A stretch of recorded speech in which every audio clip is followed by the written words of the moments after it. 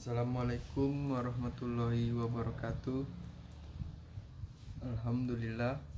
Alhamdulillahillazi na'maduhu wa nastaghfiruhu wala dunya.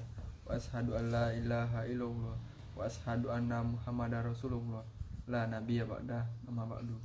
Puji dan syukur marilah kita panjatkan kehadiran Allah Subhanahu wa taala yang telah melimpahkan rahmat dan karunia-Nya kepada kita semua sehingga kita dapat melakukan video pada hari ini.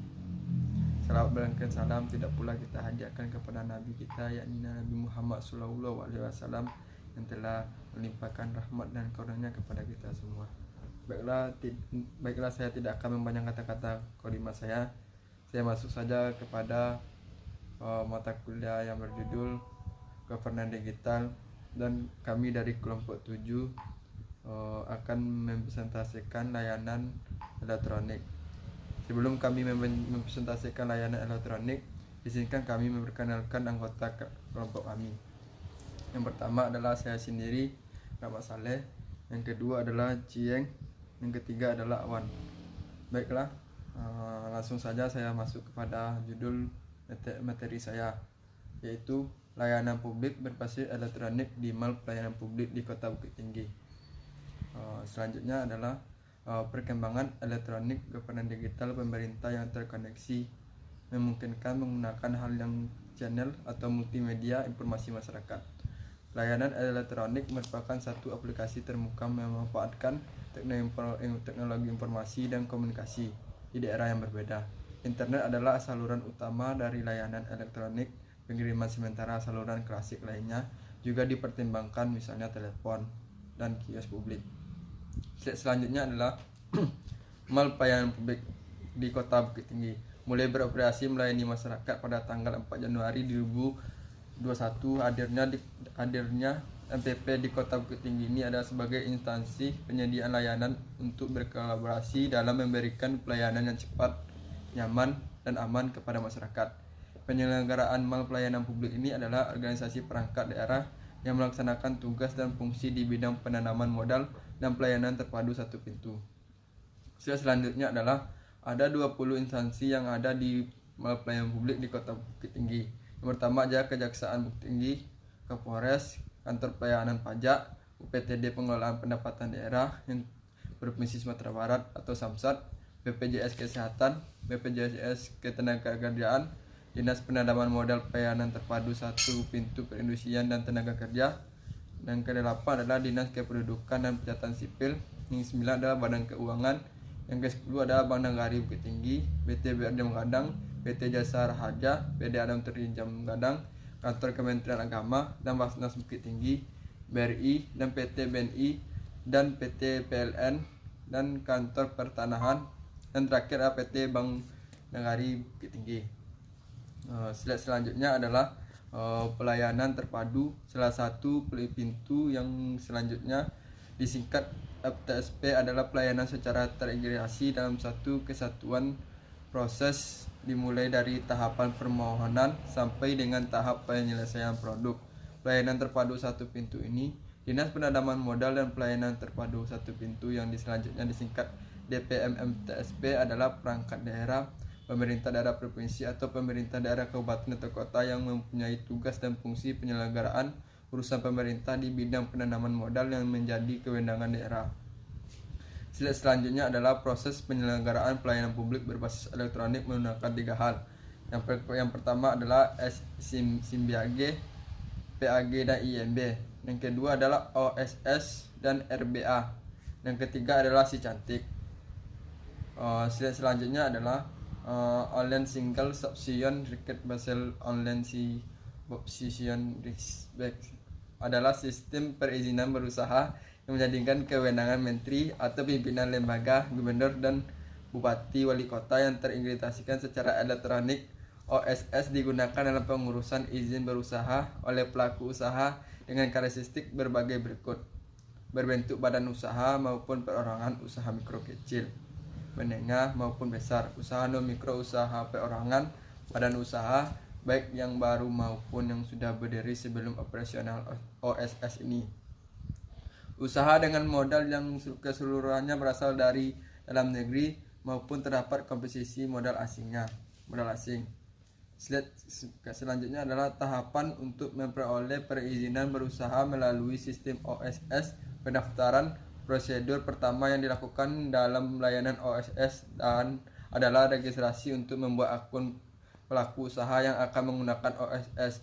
Mendaftarkan akun pada halaman tersebut. Pendaftaran akun wajib menggunakan nomor induk ke INK penanggung jawab badan usaha atau direktur utama untuk dapat tersinkronisasi dengan data Dukcapil.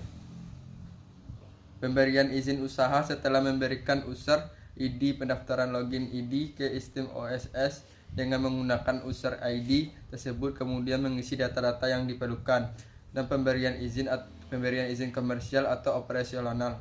Pengisian data tersebut juga nomor induk berusaha. Dan slide selanjutnya adalah online single submission risk update. Setelah pendaftaran, maka pelaku usaha pelakukan permohonan perizinan berusaha melalui OSS, kemudian akan diajukan kepada DPMTSPN Provinsi Kabupaten Kota. Selanjutnya sertifikasi pemenuhan persyaratan oleh perangkat daerah provinsi atau kabupaten kota. Kemudian perangkat daerah provinsi kabupaten kota akan memberi notifikasi di OSS RBA. Ada 3 kemungkinan keputusan yang diberikan oleh pihak perangkap daerah provinsi atau kota, yaitu yang pertama adalah persetujuan sistem OSS menerbitkan perizinan berusaha oleh DPMSTM provinsi kabupaten kota atas nama gubernur atau wali kota bupati. Yang kedua adalah kurangnya lengkap sistem OSS menyampaikan permintaan untuk melengkapi kekurangan persyaratan. Yang ketiga adalah ditolak sistem OSS menyampaikan penolakan dalam permohonan perizinan berusaha. Selanjutnya adalah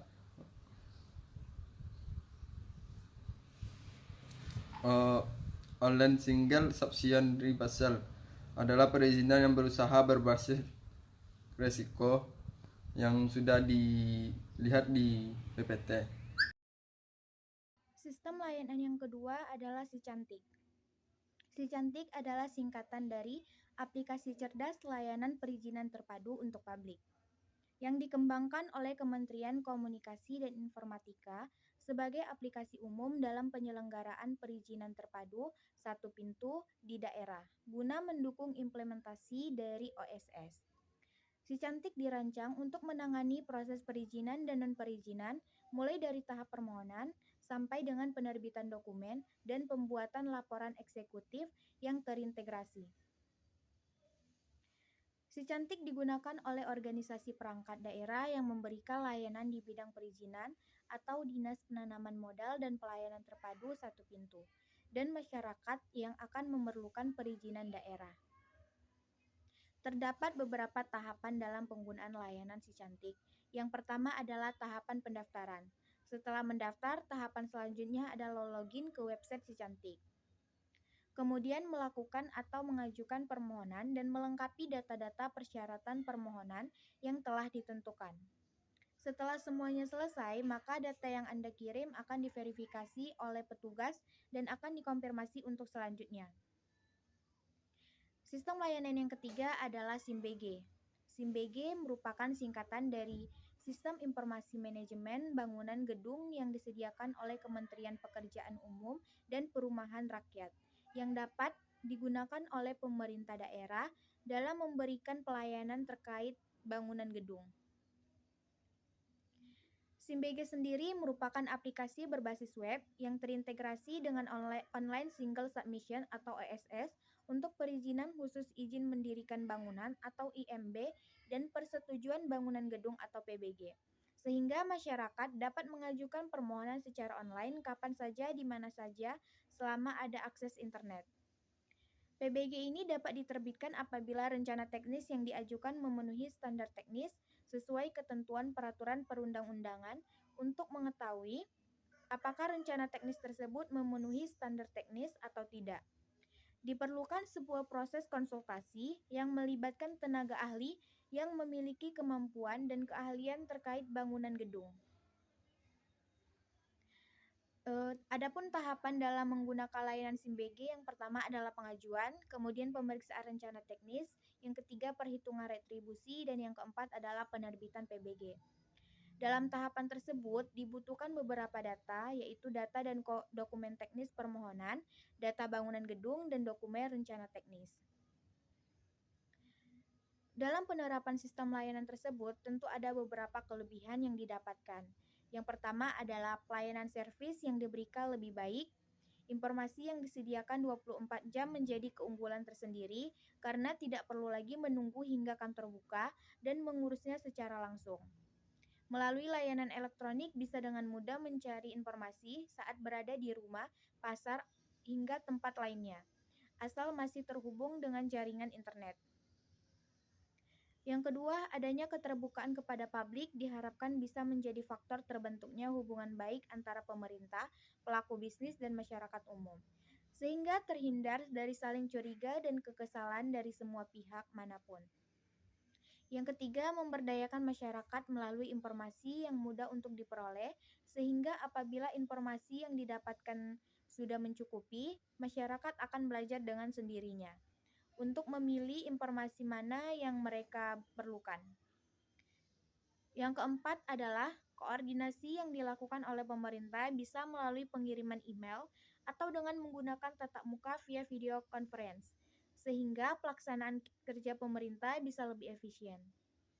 Yang kelima, terdapatnya layanan pengaduan sehingga masyarakat dapat memberi masukan mengenai kebijakan-kebijakan yang dibuat oleh pemerintah sehingga dapat memperbaiki kinerja pemerintah tersebut.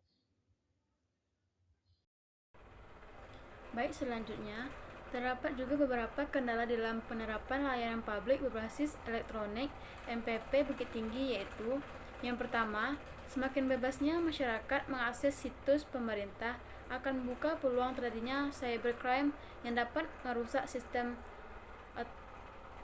TIK pada layanan publik berbasis elektronik.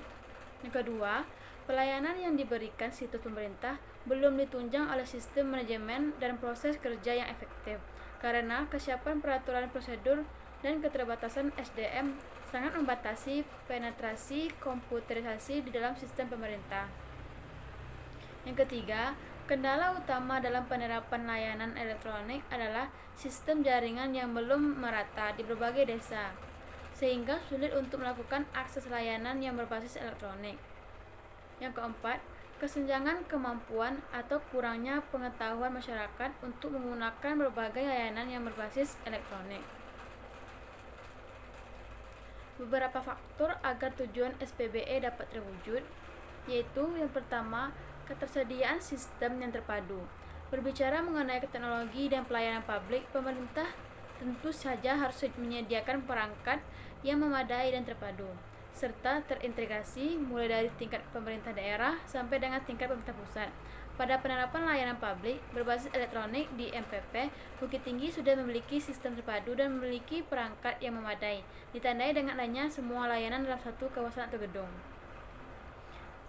Yang kedua, menempatkan sumber daya manusia yang berintegritas dan sesuai di bidangnya, serta harus dipikirkan kesesuaian jumlah kebutuhan SDM-nya agar tujuan SPBE dapat tepat sasaran dan tepat guna. Yang ketiga, harus dilakukan secara berkesinambungan. Penggunaan teknologi dalam pemberian pelayanan publik harus dilakukan secara berkelanjutan dan konsisten. Jangan sampai hanya dijadikan tren saja setelah itu diabaikan.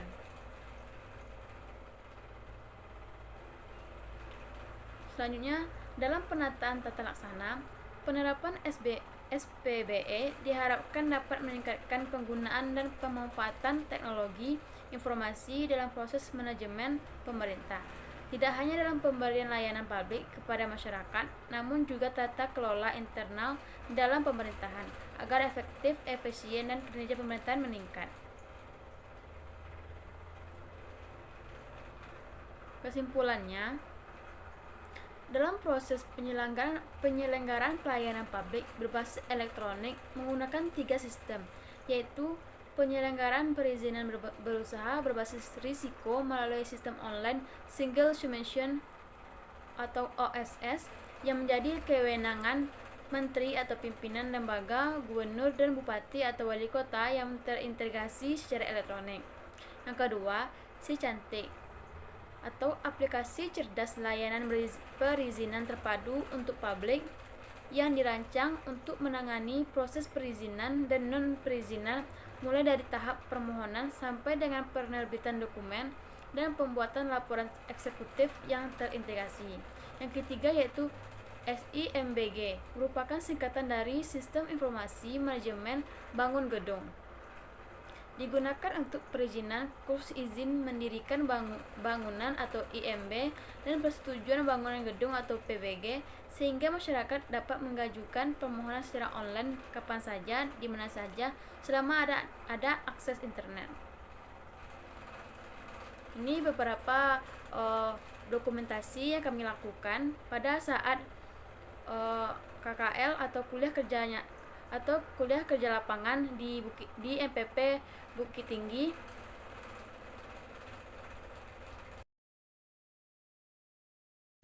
Itulah hasil diskusi kelompok 7. Jika ada kata-kata kami yang salah, itu datangnya kepada kami sendiri. Jika ada kata-kata itu yang benar, itu datangnya kepada Allah Subhanahu wa taala. Unzul maqala wa tanzul maqalu. Janganlah pandang siapa yang berbicara, tapi pandanglah apa yang kami bicarakan tadi. Kami akhiri dengan Assalamualaikum warahmatullahi wabarakatuh.